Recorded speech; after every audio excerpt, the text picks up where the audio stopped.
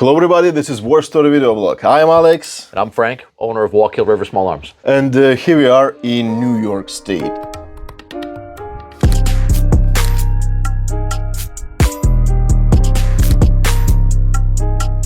And here in this really cool gun store, we have awesome piece, very historical piece that put us together. A friend of us bought this dagger, and this dagger has really interesting story behind it. And this is kind of post-war story, but it's still impressive. This is a dagger of Elvis Presley. This is something. My English is not so great, so that is why I asked Frank to tell story about this dagger, because it's like could be like more native. Sure, absolutely. Our mutual friend Mark bought this at an auction. It came with provenance, which if you're buying something really rare and special, you want this. This is the story behind it. This is where it came from, and this is somebody attesting to that story. So this knife came from a man named Dick Grobe, who was the head of security for Elvis Presley. And if you don't know who Elvis Presley is, that's you got to go somewhere else. We're not even going to talk to you. Dick worked for Elvis throughout Elvis's later life, and Elvis had an affinity for weapons, knives, guns, you name it. He liked man stuff, anything cool. Yeah. And they used to frequent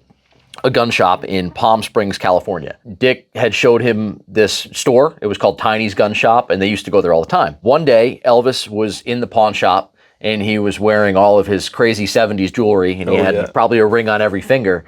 And the owner, Tiny, said, "Man, that is a really cool ring. Would you sell that?" And Elvis said, "Well, I can't sell it to you, but I would trade it for something really special that you have." And the owner, Tiny, said, "Well, okay, give me a second." And he went in the back, because all gun shops have a back. And he went and he dug around through his stuff, and he came out with a bunch of, well, several German war relics. Among them was this knife, and they ended up making the trade.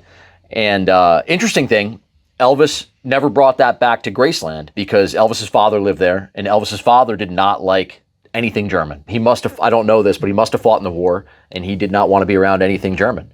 So Elvis never brought it back to Graceland, but instead he had his head of security hold the knife for him, Dick Grobe. Mr. Grobe held the knife until Elvis passed away, and then he offered to return it to the estate, which was Elvis's father, and he said, "No, you keep it. I don't want it." Eventually, it wound up at auction, and our good friend Mark probably paid way more money than we would have for it. Yeah, I don't know. Probably we have to like keep it in secret. How much did he pay for this dagger? I'm not going to get him in trouble. Yeah. But anyway, this dagger is really interesting, and this is a model 1935 Luftwaffe officer's dagger, and Luftwaffe officers used this dagger with a dress uniforms, and this one is a presentation dagger. Yes, it's like for parade, but every officer had dagger like that in like early period. Just pilots carry that, or was it everybody in the Air Force? Everybody in the Luftwaffe? Everybody in Luftwaffe, everybody in German Air Force, Nazi period. And for example, like German paratroopers, they also was Luftwaffe units, so they also used those daggers. Gotcha. And there are like a bunch of pictures of officers and like under-officers with those daggers. Usually it's just like wedding or parade pictures, but sometimes they just had pictures when they like was on vacation with also those daggers. And they kind of proud it because it's like parade dagger, parade knife, and this is kind of symbol of like being officer. And this is why American GIs or Soviet soldiers or I don't know, everybody wants those daggers, because it was a like symbol of the enemy. And if you have this dagger, it means you fought against this guy and you just take it for him. Did he want to give it to you, to present to you? No. It's basically the modern example of taking a scalp. Yeah, exactly. Yep. And this is a really nice war souvenir, and most of war souvenirs has been brought back just as a symbols. They didn't like Nazis because they fought against them, but they still took this stuff and brought back to the United States or to Russia, and as a symbol they won. So this is kind of cool, but particularly this dagger is interesting also because there is a short period of production, because this one is nickel silver with early type Helbig stamp and with inspection mark. You see this stamp with eagle and 5. This is the same stamp like Luftwaffe used for weapons, for like fighting knives or for gravity knives. So this is like government issued piece, and all stuff with government issued stamps, with extra stamps. Inspection stamps. Like, yeah, more valuable than just like private purchase. The same like in guns. Yep, absolutely. So this one is really nice, and Germans stopped use nickel silver in 1936, and this dagger has been adopted in 1935. So that is why I said that there is a like very short period of production of this dagger. So this is also interesting. Another nice thing about this dagger that this is full complete, because usually those missing chain or missing clip or something, this one is in really nice condition. It was original leather. Only like somebody like played with tip of blade, but it's like obvious.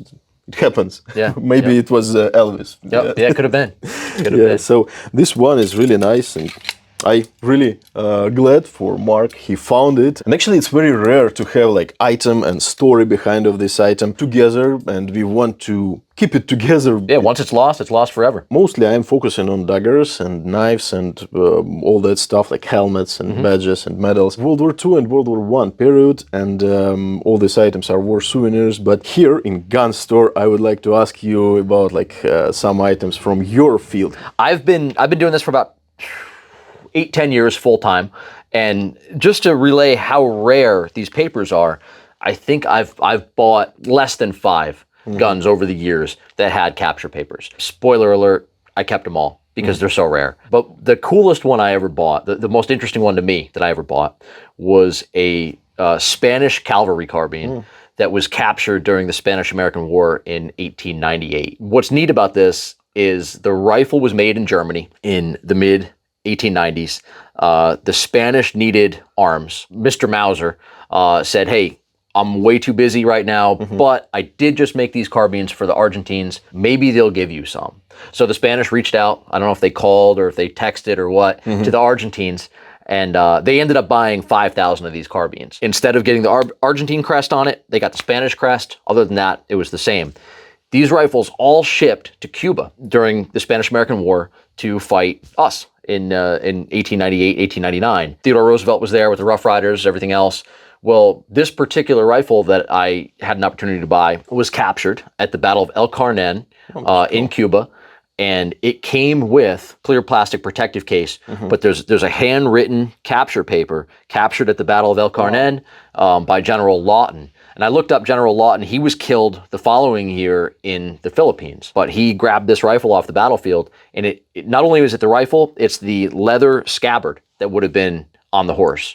Now, after the war, how did that rifle get to a gun shop in Walk Hill, New York? That's kind of up for speculation, but I believe it went through Bannerman's Island, which, if you don't know, is an island on the Hudson River. He was a gigantic arms dealer. He was the Century International of his day. He would buy and sell guns all over the world, Lord of War style. I believe he bought up most of the surplus from the Spanish-American War, and it probably sold locally to somebody, and I ended up buying it from an old-timer right here in Newburgh. But yeah, that's a special rifle to me. And it's like captured paper of that period I've never like seen before. Yeah, it's just a handwritten tag about that big. That's cool. Pretty neat. Here in the United States, we can see a lot of war souvenirs from different periods, and some of them has been like documented. But also once I saw very nice document about all war souvenirs that has been brought aboard the military carrier that bring soldiers, bring Marines from Pacific to United States. And captain of this vessel said that you all guys have to like declare all stuff that you go into bring back to the United States, and it like all sorts of items. It's like Japanese flags, Japanese sake, like alcohol, or Japanese coins, or Japanese like everything, like also weapons, bayonets, and all that stuff. So it's very cool that people documented it, and it was like old tradition. I've never heard about like captured paper from Spanish-American War. I thought it was like since World War I, but anyway, that's so cool. And if you want it, just leave comment below the video. Yeah, we'll do a video on that. Yeah. Here we can see like 1, 2, 3, 4, 5 guns, and that makes sense. Got customers that shoot everything they own, and I would like to be this customer, you know. You can give me $1,000 all day. Let's dig a few out.